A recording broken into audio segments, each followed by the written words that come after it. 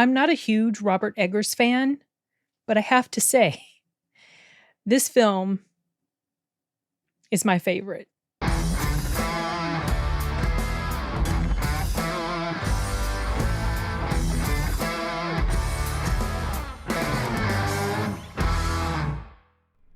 I just finished screening Nosferatu. This film made my list of top 10 most anticipated. I didn't realize or had forgotten at the time who directed it. I have seen, I think, all of his other movies. I'm not crazy about the stuff of his that I've seen. I mean, I like The Northman okay, wasn't crazy about The Witch, and I think there was something, I can't remember. But he's not my favorite director. However, I like stuff about vampires, Dracula, Nosferatu, whatever. And so I was immediately interested in this. After having watched it, I feel like he was probably the best director to make a movie like this. Like I said, I just literally finished watching it less than 10 minutes ago, and I'm under a severe time constraint because I have a live stream in a few minutes, so I need to go ahead and get this review done, but I just want to talk about it a little bit. I really enjoyed this movie. I felt like it's quite cinematic, and I had already bought tickets to see it on December 25th with Arturo. And normally when I screen something, I don't go see it on the big screen unless I'm super in love with it. Well, I want to see what this looks like on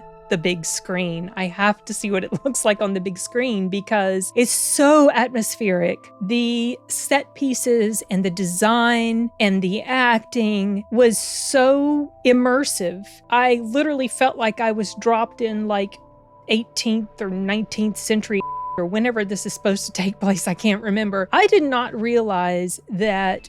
So I didn't really fully understand the difference between Nosferatu and the Dracula book written by Bram Stoker. I worked on proofing the audiobook that Sound Booth Theater did of Dracula. It's a very good production, by the way, if you want to check it out. It's on our website, soundbooththeater.com. I never would have wanted to sit down and read this book because I'm not crazy about old-time stories.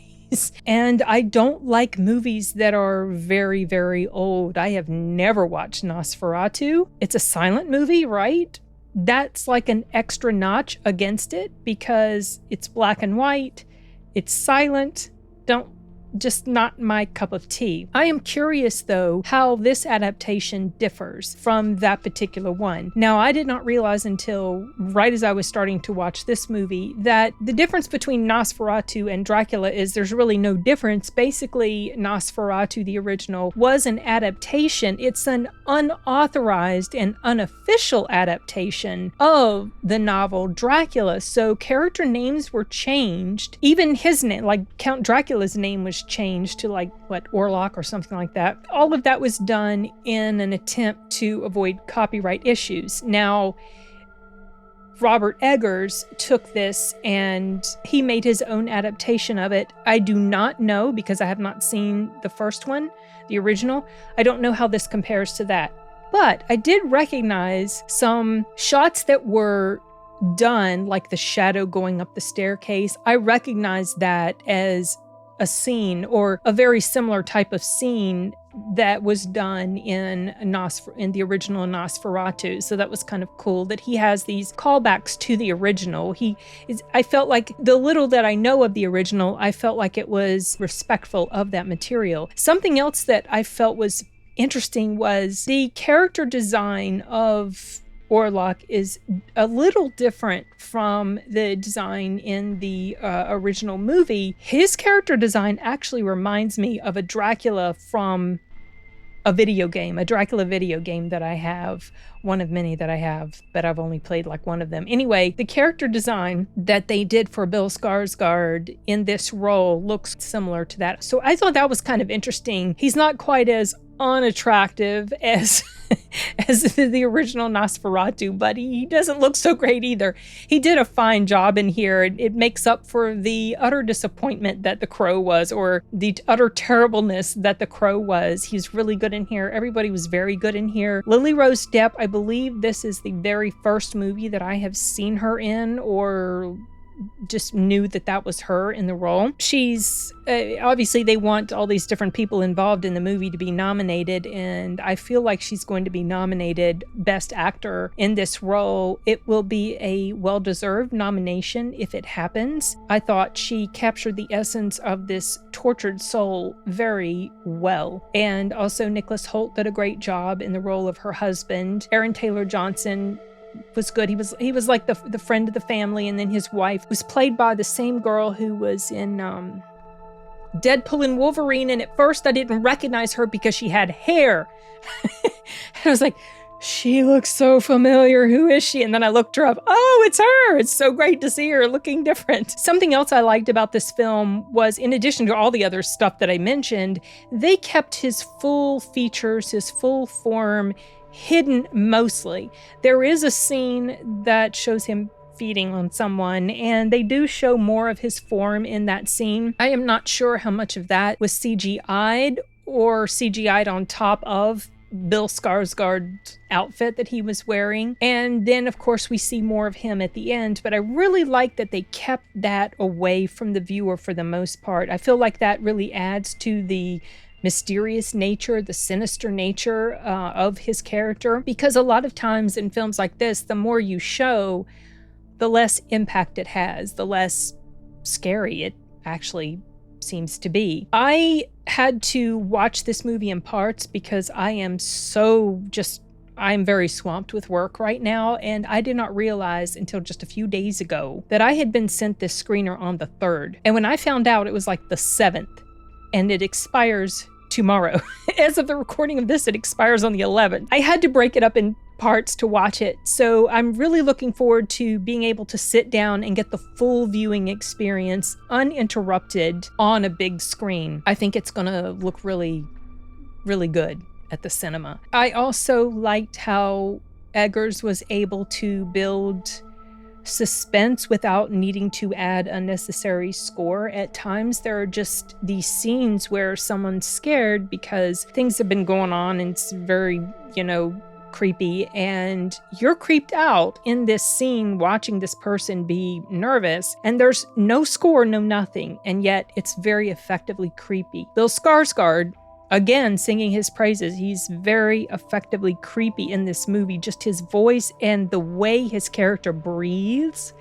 Because, as an asthmatic, it almost hurt my lungs to listen to the way he had to breathe. Oh my goodness gracious. But as a whole, I enjoyed the heck out of this film. I will warn you, if you don't know already, it is not a feel-good film. I'm not going to necessarily give you the premise because I'm going to assume that most of us are familiar, or all of us are familiar with the basic premise of the Dracula story. This follows that story very, very closely. There are departures from it. I don't know if those same departures happened in the original film, like I said, but different things happen, or things happen differently with different characters. So it's not necessarily a film that is going to leave you bright and cheerful and happy. It's pretty sad. Honestly, there was a moment in the final climax of the scene, or the final, showdown, or the final, everything's building to this moment. And I felt quite touched because of what this character was doing in order to try to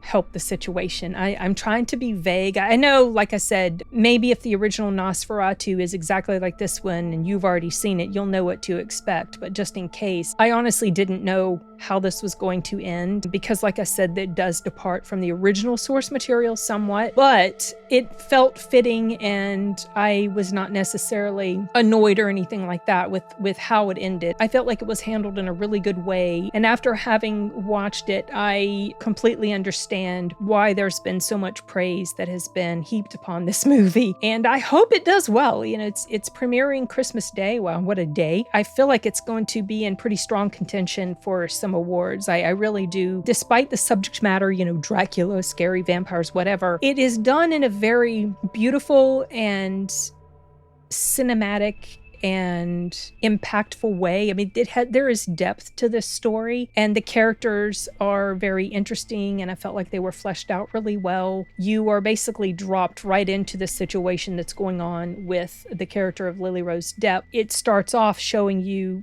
a bit of her past, and then it jumps forward into present day, or not present day today, but when the story is taking place. And she is very much a tortured soul throughout the entirety of the movie, and you understand why as things are revealed. At first I was a little confused, but then of course things become more clear. I do have a few cons. They're nothing major, honestly, but even though I am singing the praises of her performance, her character's near incessant weeping got to be a little bit much at times. Now, I completely get that that is in line with her character, but after a while, it started to wear a little thin. I felt like I was getting a headache from all her crying, as if I had been crying all the time like she was. It's not a major thing. It is not anything that makes me dislike this film. It's just something that kind of popped out at me as like, wow, well, you got a lot of tears, girl. You are crying a lot, weeping and wailing, and it's just, oof. I get it though. Like I said, it feels really nitpicky to bring that up, but it is just something that kind of started to grate on me just a teeny tiny bit. Another thing that I feel like is a little bit of a con, given the story and the depth of the story in here, it really almost feels like this movie needs a little bit more time.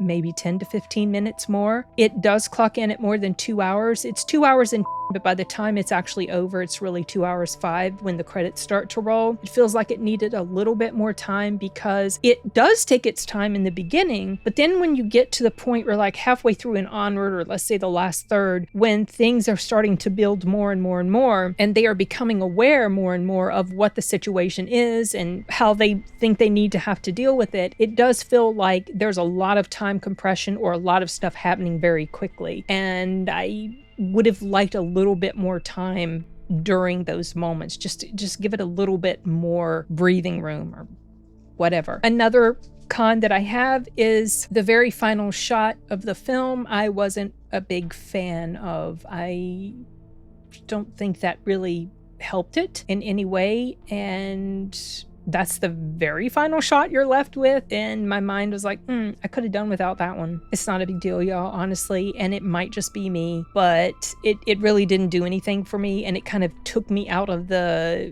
seriousness of what had just happened when they showed this very final image. But no big deal. Honestly, as a whole, I really, really enjoyed this film. And I think that most fans of Dracula lore, Nosferatu, and of Eggers himself are probably going to enjoy the heck out of this movie. And I am definitely going to, like I said, gonna go see it anyway on the big screen. I'm keeping those tickets. I know Arturo's looking forward to watching it, and I am absolutely looking forward to the big screen experience. I just know it's gonna be so much more immersive and everything. It's just going to be great. I know it. If you can assign such positive words, great, to such a Debbie Downer of a film, because it's really dark, you guys. It's dark.